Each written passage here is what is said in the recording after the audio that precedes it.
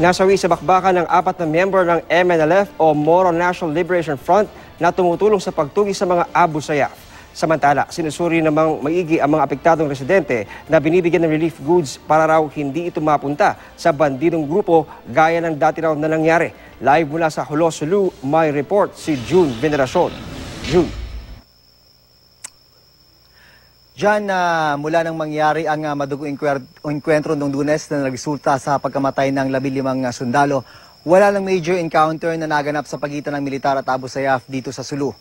Pero sa kabila niyan ay pinagtitiyak nitong Armed Forces of the Philippines na hindi sila titigil sa paghahanap sa kanilang mga kalaban. Muling na-monitor kaninang umaga ang Abu Sayyaf Group sa bayan ng Patikul. Kaya ginamit muli ng militar ang kanilang kanyon. Sa pagkakataong ito, mas malakas at mas mapaminsala kumpara sa kadalasang ginagamit na kanyon. Pero hindi pa talaga nadidikitan ng mga sundalo ang mga bandido. Highly mobile yung Abu Sayyaf. So as we are trying to gain grounds and they are trying to elude us, it's a matter of time na magkakapanagpo na naman ang tropa namin at ang mga Abu Sayyaf. Pero ang nagkabakbakan ngayong araw ay ang Abu Sayyaf at mga fighters ng Moro National Liberation Front na tumutulong sa gobyerno para ma-rescue ang mga natitirang bihag ng Abu Sayyaf. 4 na miyembro ng MNLF at isang Abu Sayyaf ang patay sa labanan sa bayan ng Kalingalang, Kaluwang. Sa harap ng paghahanap sa Abu Sayyaf, may mga inosenteng sibilyan ang labis na naapektuhan.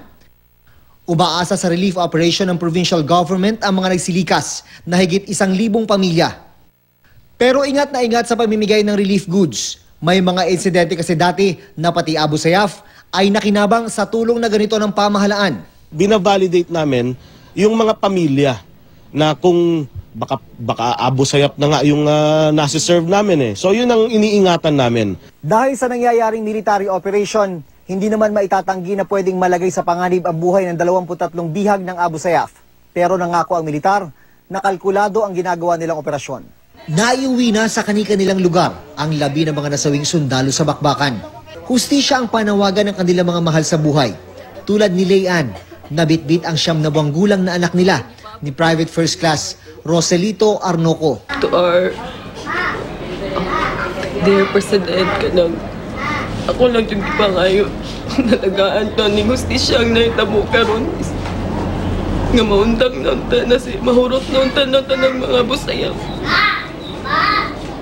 Alisod kayo mawadag na para sa kinamuhi na dili na yun mo makita hantod sa hantod, hindi na mo mauban hantod sa hantod.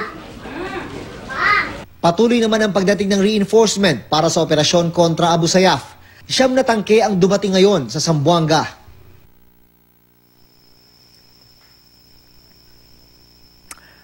Nangako ng buong suporta ang provincial government ng Sulu sa isinasagawang military operation. Nakikiusap naman ng mga lokal na opisyal sa mga civilian community na huwag payagang pumasok sa kanilang lugar ang mga nagtatagong Abu Sayyaf. Jan.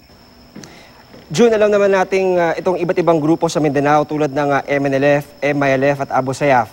May mga magkakadugo dyan. Paano yung nagiging dynamics ngayong pati MNLF ay tumutulong sa pagtugis sa mga miyembro ng ASG?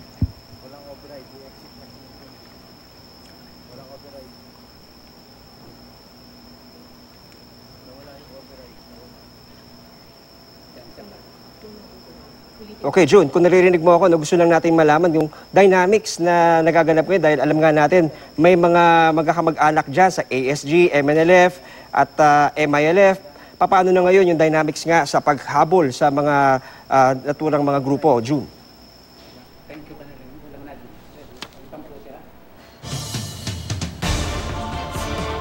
Okay, maraming salamat. June Veneracion.